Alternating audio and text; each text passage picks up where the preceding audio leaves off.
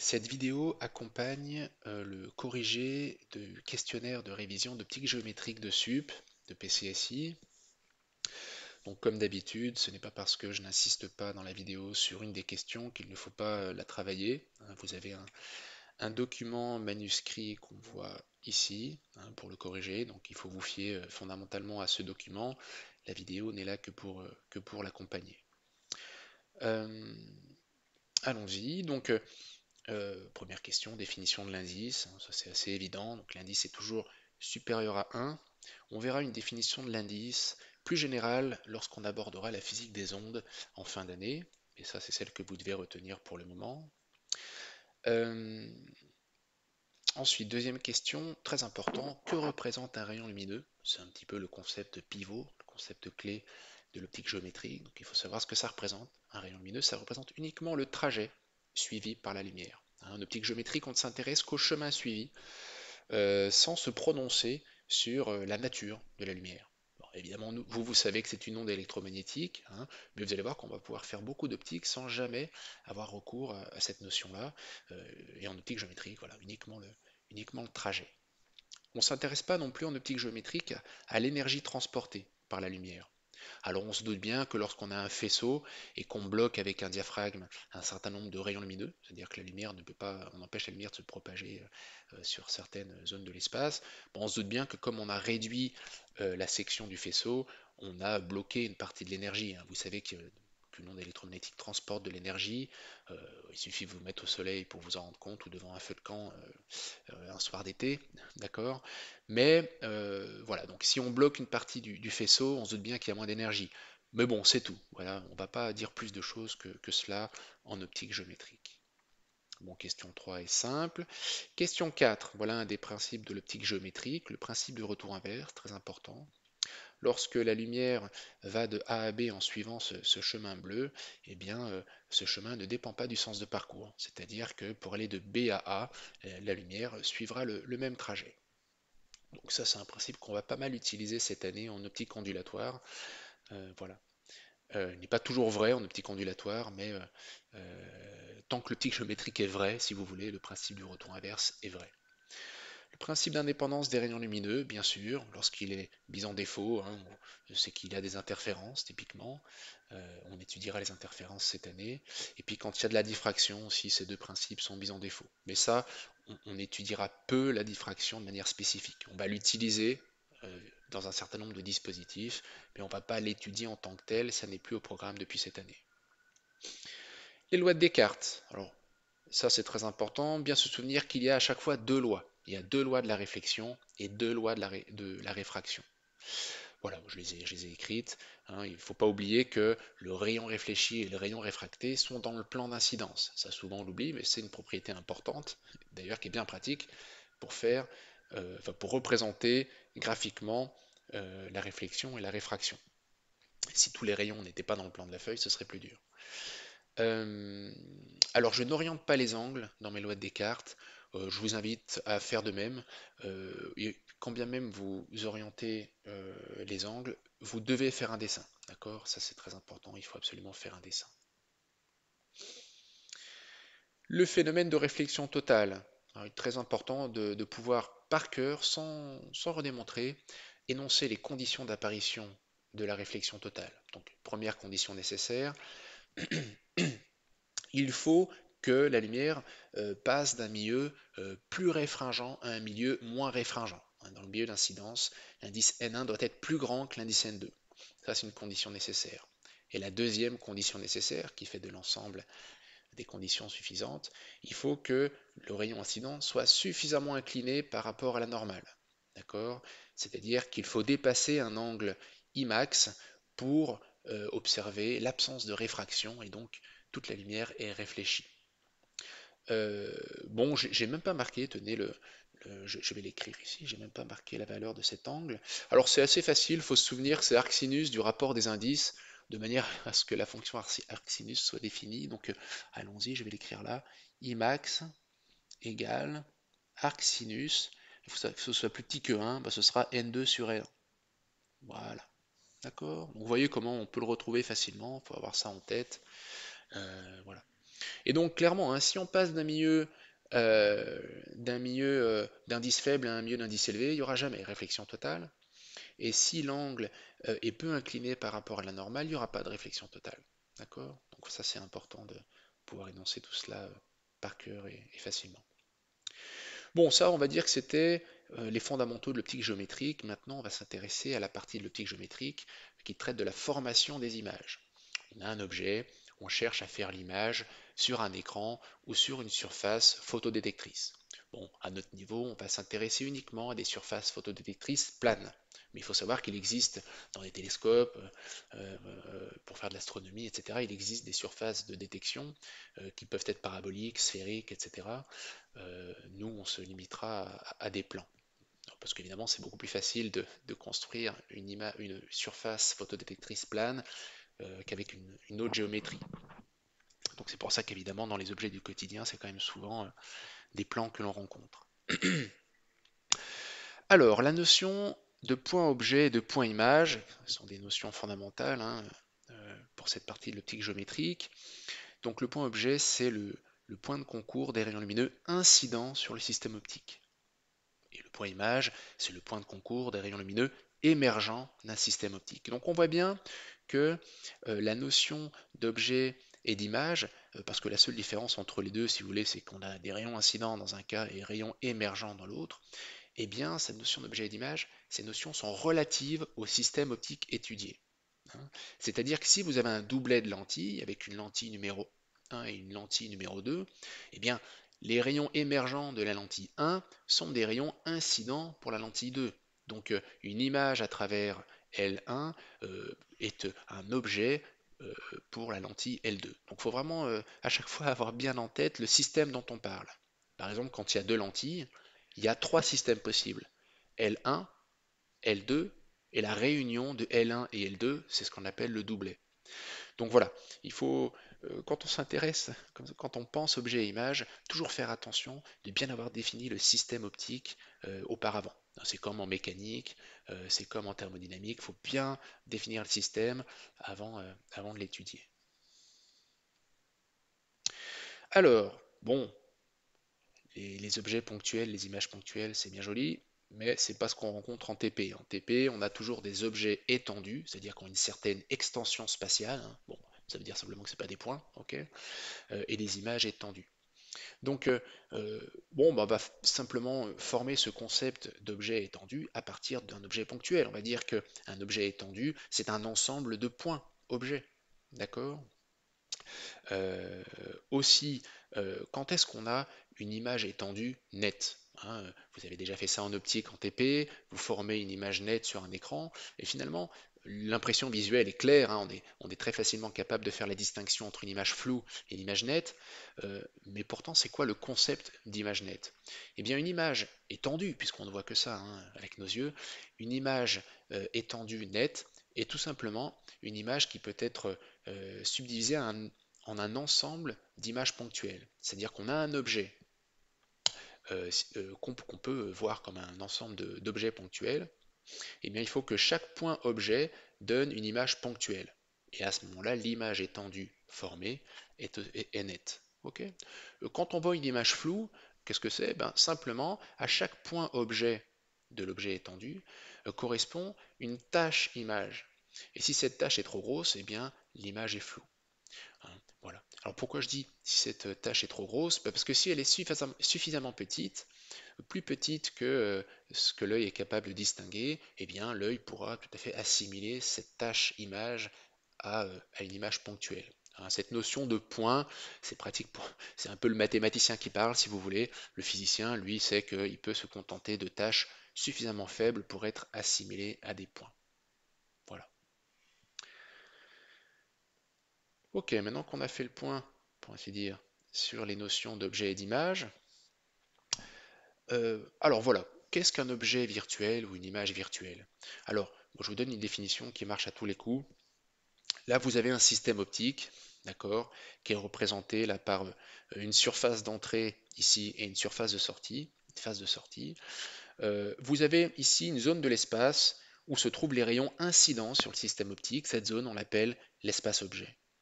vous avez une zone de l'espace où se trouvent les rayons émergents, et cette zone, on l'appelle espace-image.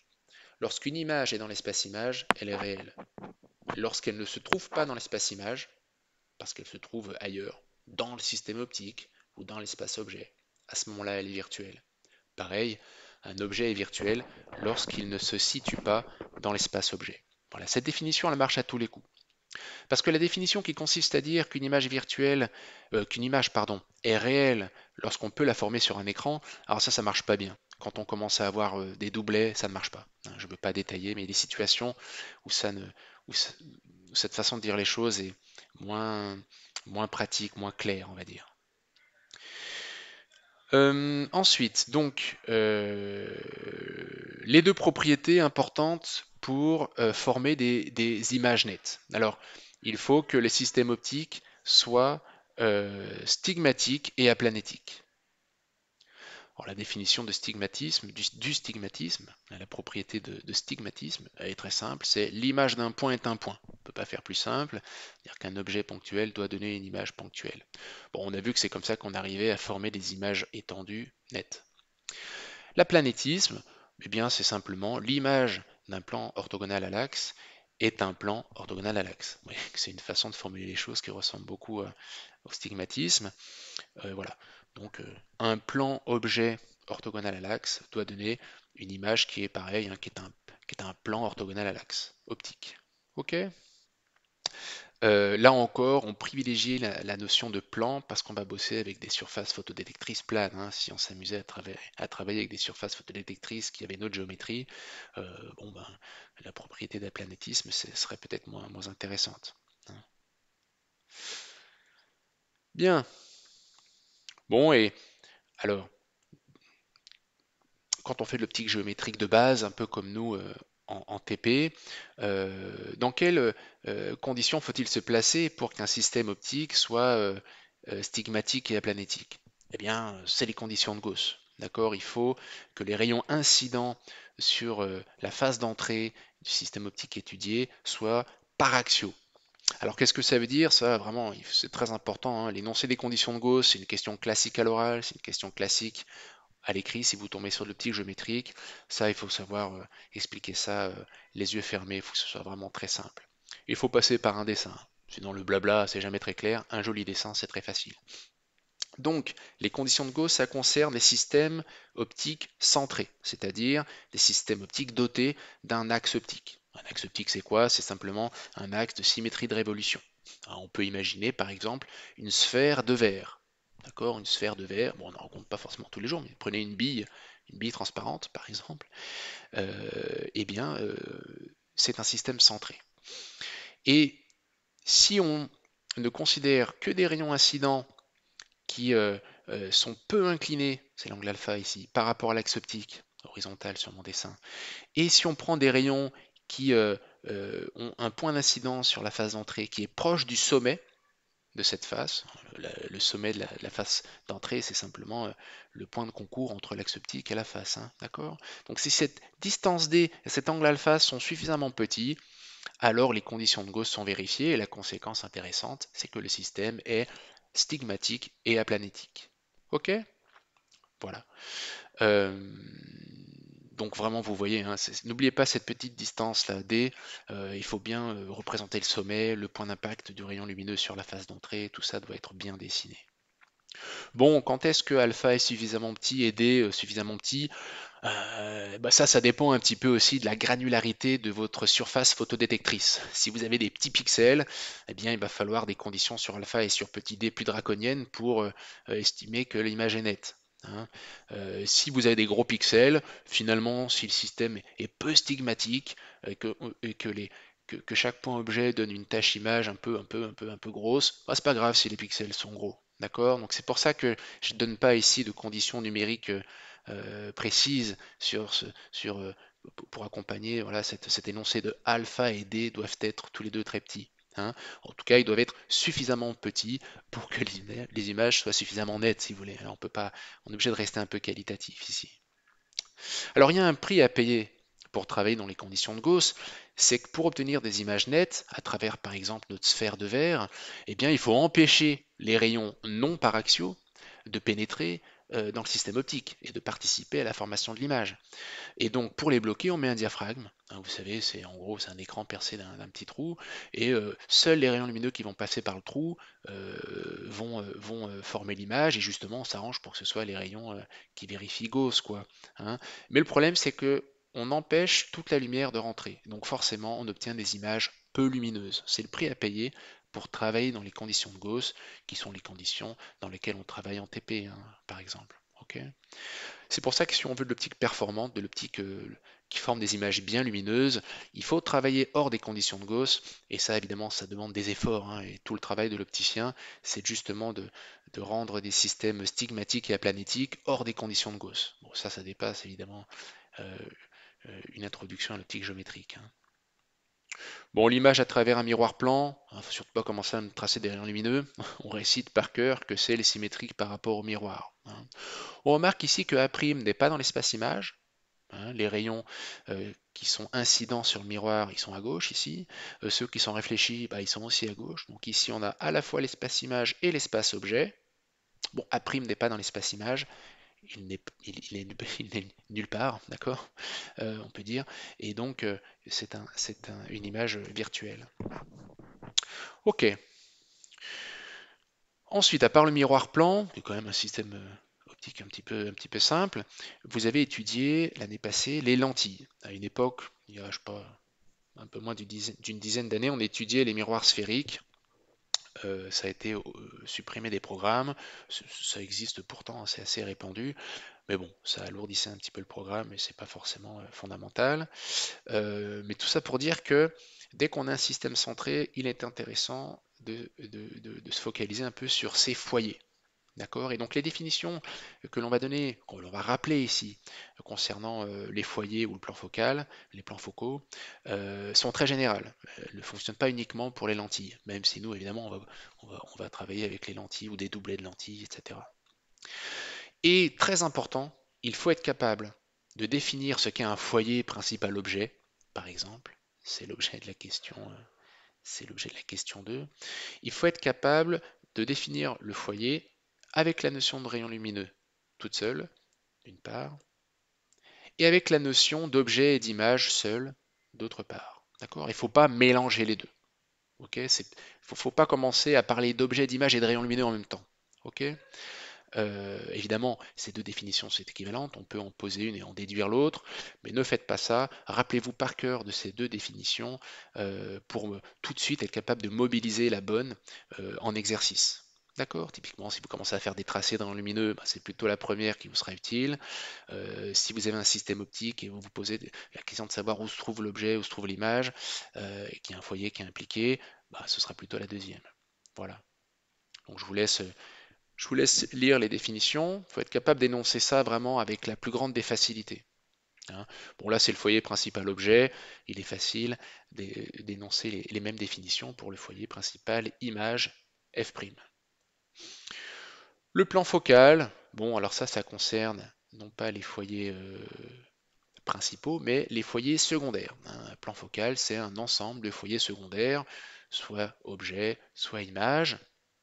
Bon, pareil, il faut être capable de définir les plans focaux avec la notion de rayon lumineux et avec la notion d'objet et d'image. Bon, définir le plan focal ou l'ensemble des foyers secondaires, c'est la même chose. Hein. Vous pouvez définir un foyer secondaire, ça revient à définir le plan focal, si vous voulez. Ensuite, il faut savoir où le plan focal se trouve, d'accord? C'est la remarque ici, et ça n'est pas une définition du plan focal. Hein. Me dire le plan focal image, c'est le plan orthogonal à l'axe qui passe par F', c'est pas la définition du plan focal. C'est pas la définition conceptuelle d'optique. On dit où il se trouve. D'accord? C'est aussi une information intéressante, bien entendu, mais ne prenez pas cela pour une définition. En tout cas, ce qu'il est très important de retenir à la suite de ces deux questions de révision, c'est cette idée qui est trop souvent absente dans l'esprit des étudiants de première année, mais qu'il faut absolument avoir en tête, c'est que lorsqu'on s'intéresse à la notion d'objet et d'image, il faut bien toujours se dire qu'un foyer, ou un plan focal, est toujours conjugué avec l'infini. Hein. Je ne sais plus si vous avez en tête cette notion de conjugaison. C'est aussi un mot qu'on retrouve dans les relations de conjugaison. Hein, je vous rappelle que en optique, par exemple, si on a une lentille, on a un objet ponctuel A qui donne une image ponctuelle A'. Mais vous savez que si vous mettez un objet en la position A', ça vous donnera une image en la position A. C'est-à-dire que, ça vient du principe de retour inverse. C'est-à-dire que finalement, dans la notion d'objet et d'image, il y a un peu cette notion d'avant et d'après. On a d'abord l'objet et puis ensuite on a l'image. Vous voyez, on a l'impression que l'image est subordonnée à l'existence de l'objet.